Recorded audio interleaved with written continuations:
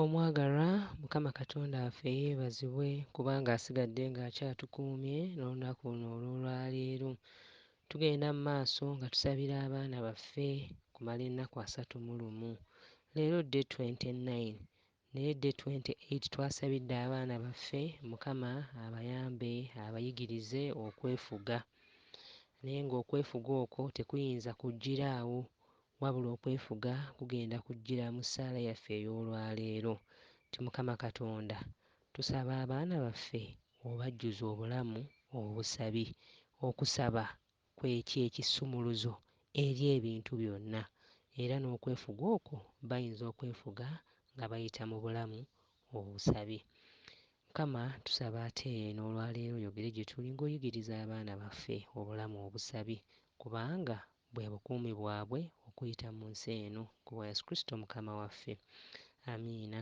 Ekyawandiikibwa kyaffe kigenda kuva mu kitabo Bassessalonika, ebbaluwa ya Pawulo eri Abasassalonika, essuula ey'okutaano olunyiriri olw'17.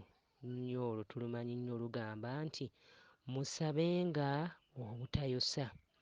Ebikyusa ebimu bigamba musabenga obutakoowa. Mu Luzungu agamba that is 1 Thessalonians chapter 5 verse 17, pray without ceasing. Lwaki okusaba obutakoowa oba obutayosa? Waliwo bye nanootinze wano nti twetaaga okubeera abasabi ebbanga lyaffe lyonna. We ought to be full-time prayer warriors. Lwaki? Kubanga omulabe waffe ye akola ebbanga lyonna, era n'omuwandiisi omu yagamba nti a part-time Christian cannot fight a full-time devil. Ye omulabe teyeebaka buli kiseera aba akola. Kubikkulirwa essuula 12 olunyiriri olw'12 waliwo ebigambo ebikakasa ekyo nti omulabe ye akola kubanga amanyi alina akaseera kaki katono.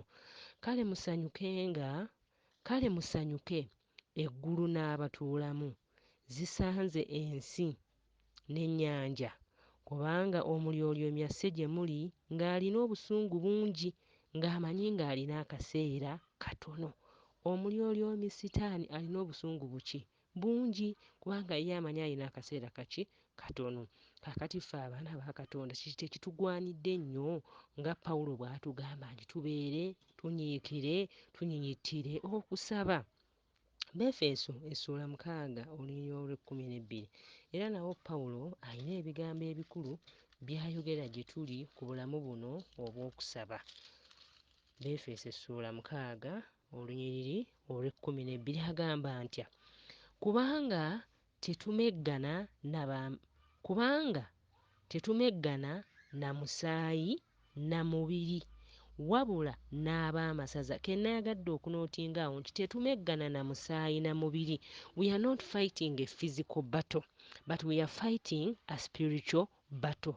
Kitegeeza ki? Nti tulwanagana n'amaanyi ag'ekizikiza, nga n'emirundi mingi amaanyi ago tetugakola ki? Tetugalaba. Bw'ogenda mu kitabo kya Danyeri essuula ey'e10, emboozi eyo mpanvu, nti naye Danyeri yafuna okutawaanyizibwa mu birowoozo ku mbeera y'abantu be Abayisirayiri. Era mu Danyeri eri ey'omwenda nti Danyeri n'ayingira mu okusaba n'okusiiba nga yeegayirira Mukama, asaba okusonyiyibwa okw'abantu be n'okusonyiyibwa okukwe ye ng'omuntu. Naye Danyeri essuula 10 olunyiriri olw'2, Danyeri essuula 10 olunyiriri olw'13. This is what the Bible, Daniel chapter 10 verse 13. The Bible says, the prince of the kingdom of Persia withstood me 21 days. But Michael, one of the chief princes, came to help me, for I was left there with the kings of Persia. Nti Danyeri yali asaba, era nti okusaba kwe ne kuddibwamu. Naye malayika Gabulyeri yali aleetwa okusaba okuddamu okw'essaala ya Danyeri, nti n'akwatibwa n'aziyizibwa. Kati kisome wano mu Luganda. Danyeri essuula 10 olunyiriri olw'13. Naye omulangira ow'obwakabaka obw'e Buperusi n'anziyiza okumala ennaku 21. Naye Mikayiri omu ku balangira abakulu n'ajja okunnyamba. Mukama waffe yeebazibwe. Omwagalwa, okimanyi nti oyinza okusaba essaala zo ne zitaddibwamu awo wennyini w'osabidde? Oyinza okusaba okumala ekiseera naye nga olinga atafuna kyakuddamu.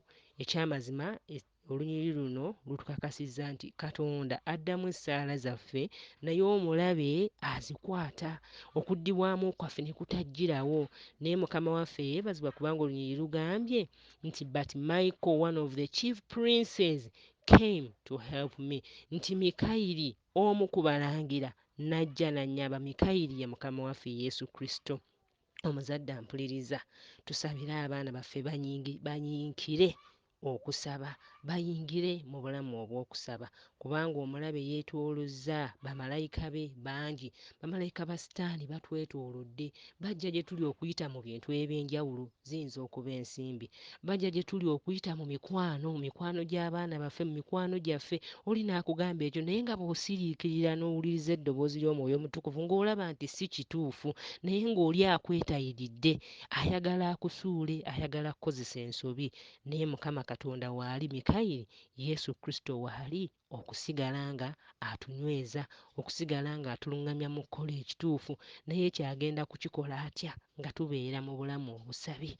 Katweweeyo buli nkya tukeerere Mukama waffe mu kusaba. Mu ttuntu ng'osiriikiridde nga weefumiitirize ku Mukama waffe. Akawungeezi ng'omaliriza emirimu gyo weefumiitirize ku Mukama. N'abaana baffe kye kimu kye tuba tubasabira.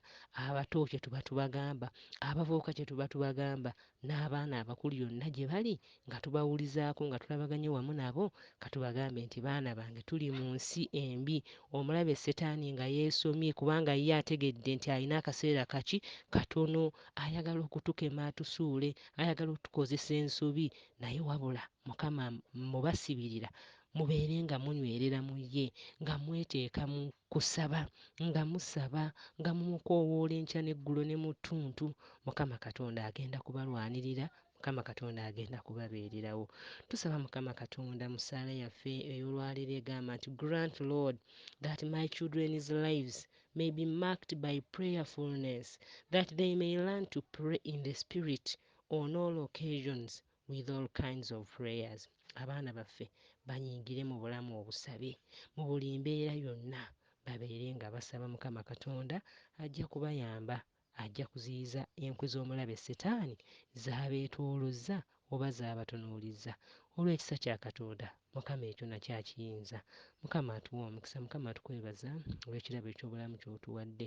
Mukama otujjukiza nti omulabe Setaani atwetoolodde, naye Yesu Taata ggwe w'oli ne bamalayika abo okutukuuma, Omwoyo wo waali okutujjukiza.